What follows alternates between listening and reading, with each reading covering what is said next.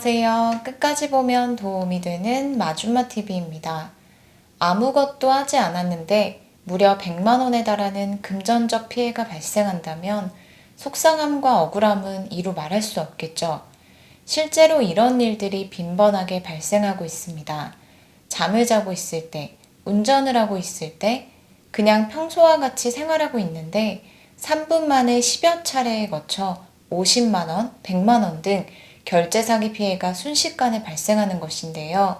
간단한 설정 한 번이면 이러한 결제 피해를 막을 수 있는데 어떻게 해야 하는지 모르는 분들이 생각보다 정말 많다고 합니다.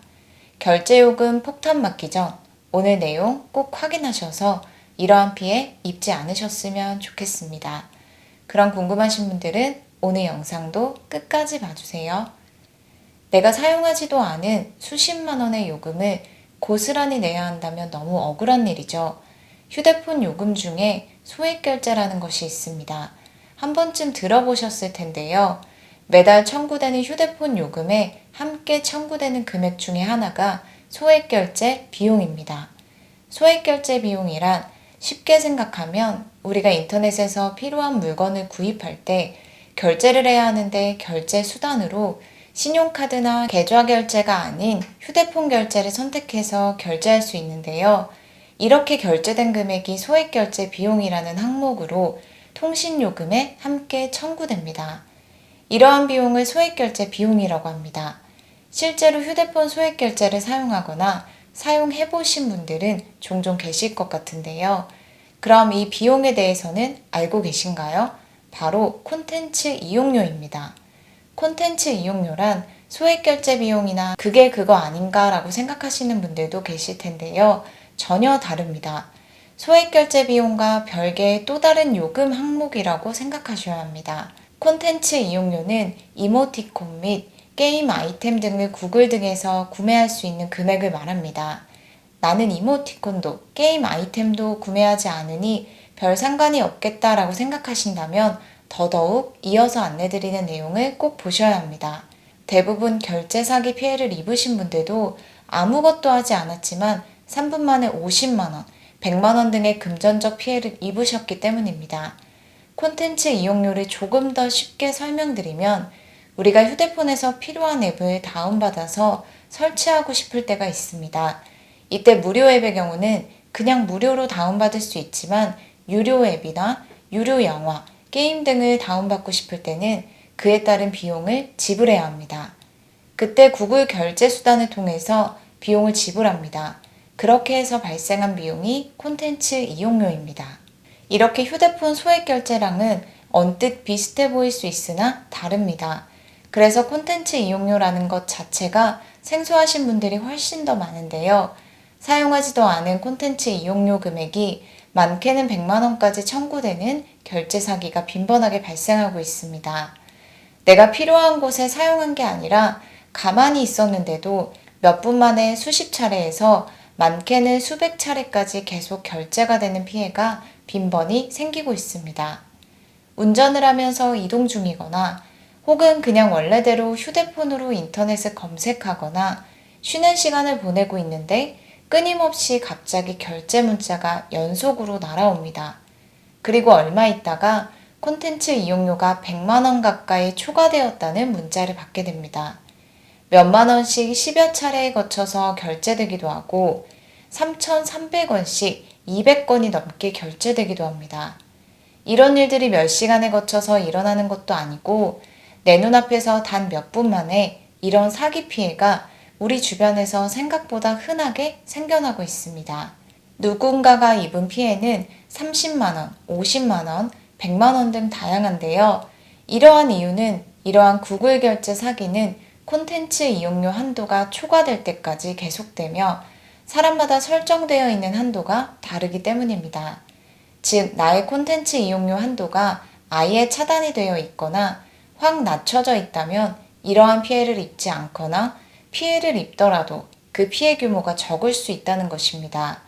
그런데 대부분 콘텐츠 이용료라는 것 자체를 모르시고 그래서 이 한도 설정을 변경해야 하는지조차를 모르시기 때문에 이런 피해를 쉽게 입을 수 있다는 것입니다. 소액결제 요금과 콘텐츠 이용료 한도 설정은 각각 별도로 하셔야 합니다. 소액 결제 요금을 차단해 놨더라도 콘텐츠 이용료 한도 설정을 변경해 놓지 않았다면 이런 피해는 충분히 계속 발생할 수 있습니다. 한도 금액은 통신사별로 조금씩 다르다고 합니다. 그래서 본인의 통신사가 어디인지에 따라 가입할 때 설정되어 있는 기존의 한도 금액이 조금씩 다를 수 있습니다.